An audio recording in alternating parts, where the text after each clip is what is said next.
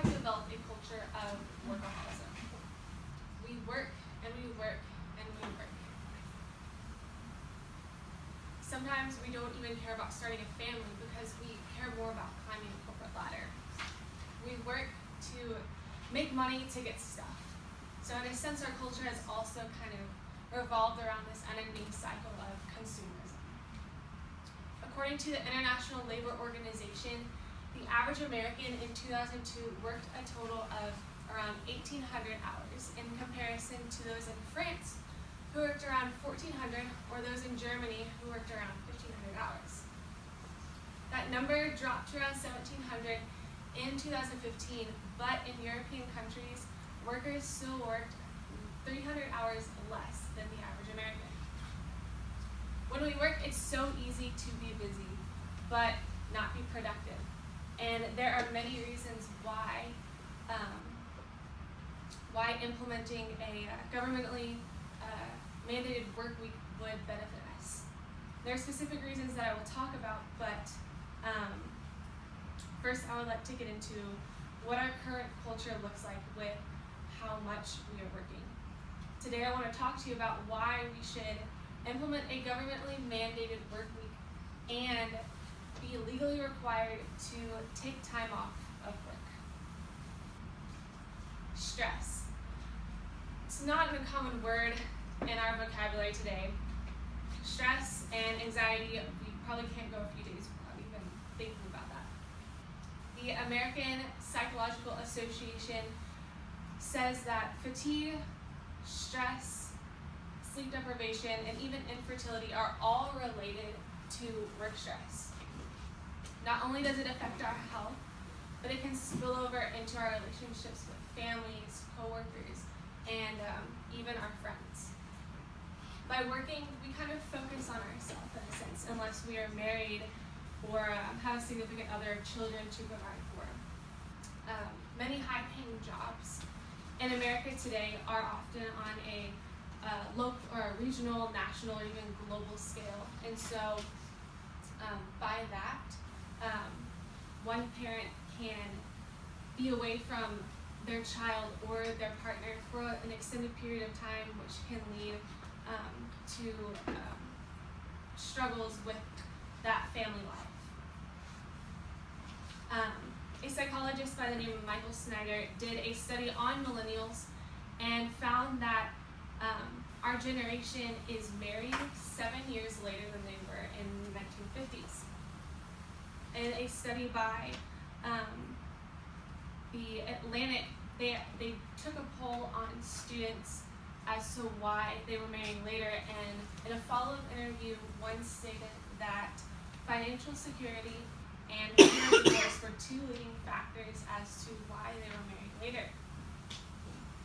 So we know that by working, we can gain that sense of security financially by providing for someone.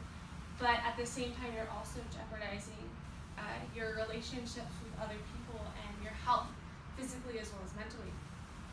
And so I took a look at the UK and how European countries worked.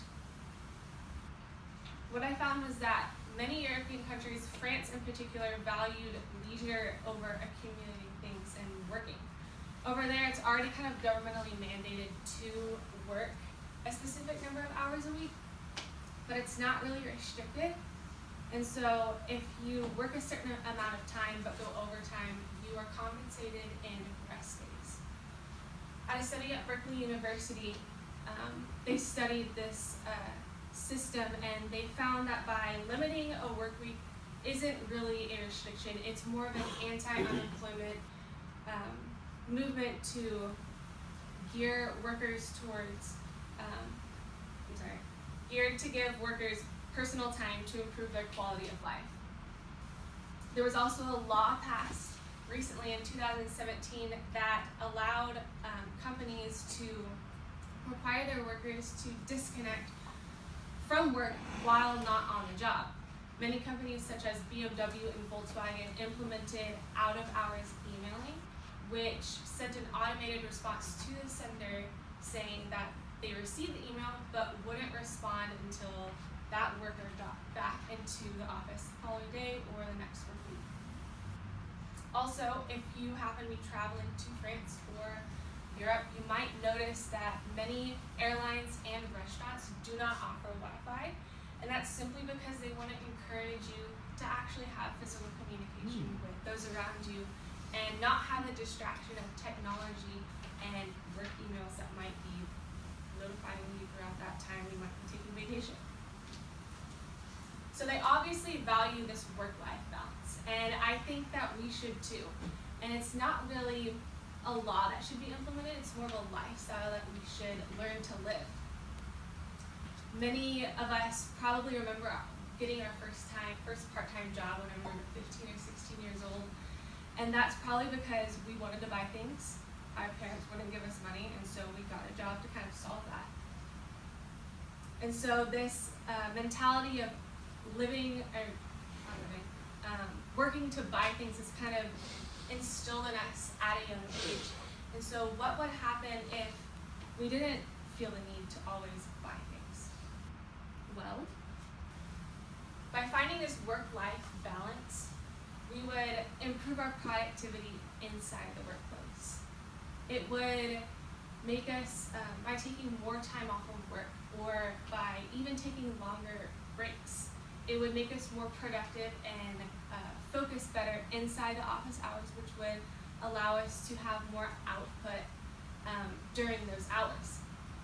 There's a book called The 5 Uncommon Habits of Highly Productive People, and in that book it talks about the concept of finish lines and how you can establish a finish line, an end goal at the end of a project or a work week, and it kind of puts a time cap on whatever you're doing, so that you don't go over that time cap and possibly think about that later. Another thing that having a governmentally mandated work week would help is it would reduce our stress, and it would allow us to cultivate the relationships with other people that we might desire to have. And so Americans are workaholics. We might work too much. And by having a governmentally mandated work week and by taking the vacation time that is given to us that we might just put off and let accumulate and then go to waste, we would be healthier, happier, more productive